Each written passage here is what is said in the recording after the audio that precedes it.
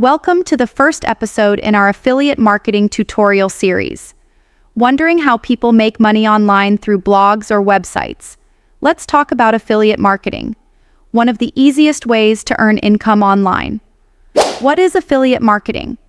Affiliate marketing means you promote someone else's product, and when someone buys through your link, you earn a commission.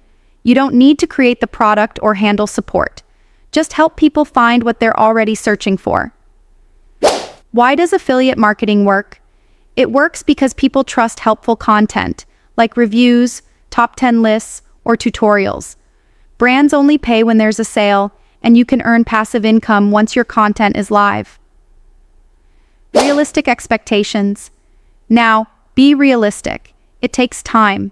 You'll need choosing the right niche, publishing helpful content consistently, learning SEO and keyword research. Patience can take months to gain traction, but stick with it, and it can grow into a serious income stream. Want to build your own site and start earning? Check out the website.fm. It's made for beginners and walks you through every step. Link in description box below.